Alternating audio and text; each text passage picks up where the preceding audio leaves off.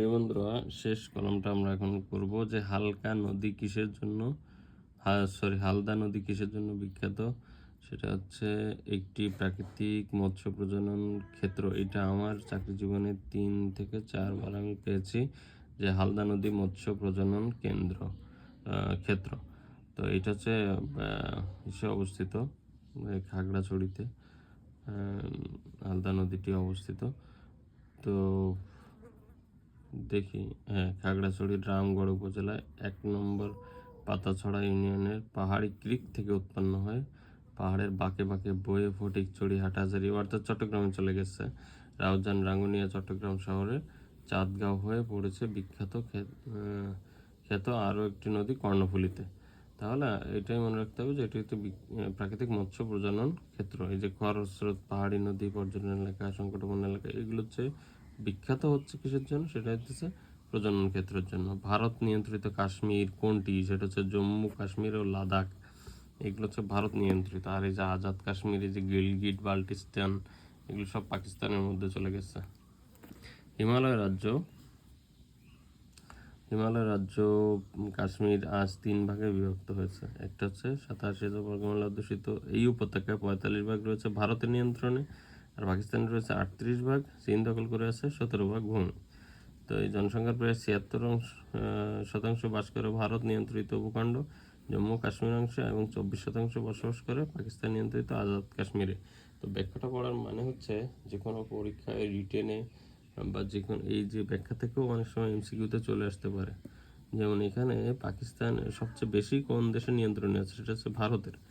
এবং পাকিস্তানের নিয়ন্ত্রণে কত ভাগ আছে? 38 ভাগ। এগুলো নিয়েও প্রশ্ন হতে পারে, 38%। তারপর হচ্ছে রানওয়ে, পেভমেন্ট, ডিপ্রেশন, আনডিউলেশন, এটাও সায়েন্সের প্রশ্ন।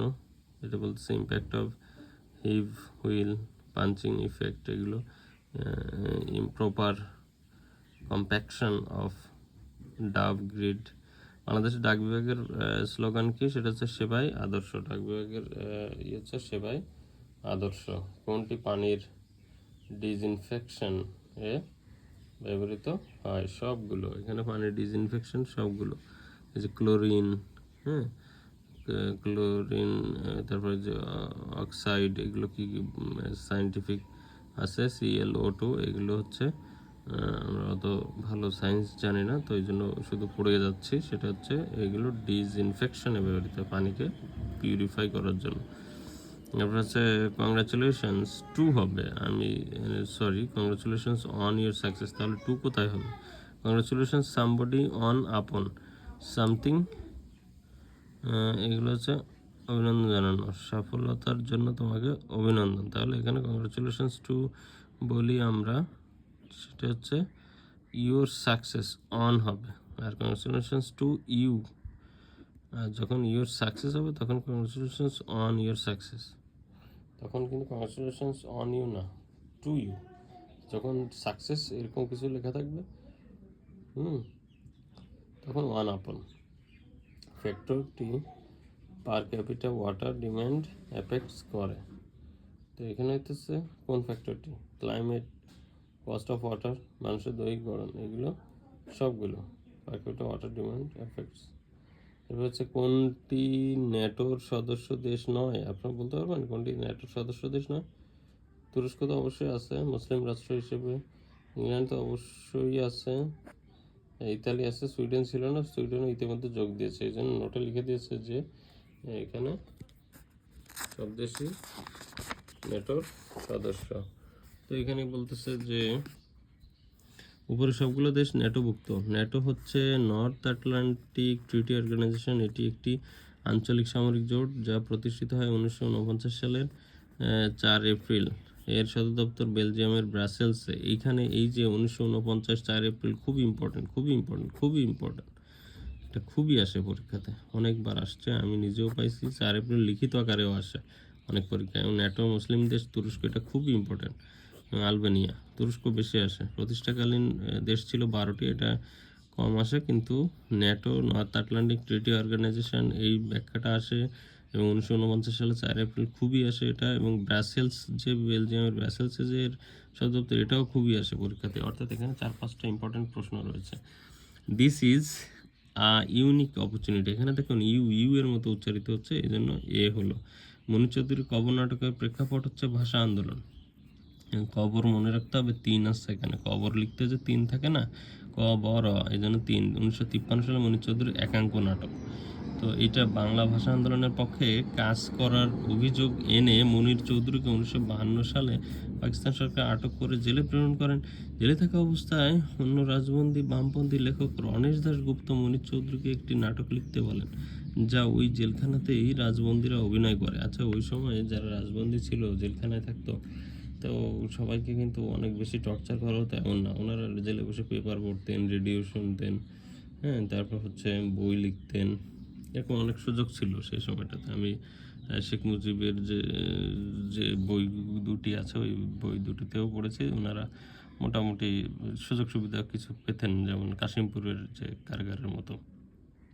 তো চৌধুরী অনুদিত নাটকের মধ্যে মনির চৌধুরীর মধ্যে রয়েছে রক্তাক্ত প্রান্তর, তারপর চিঠি, দণ্ডকারণ্য, পলাশী, ব্যারাক, প্রত্যেকটা ইম্পর্টেন্ট, বিভিন্ন সময় চলে আসে। এই যে চিঠি কার লেখা নাটক, পলাশী, ব্যারাক ও অন্যান্য, এটা কার লেখা?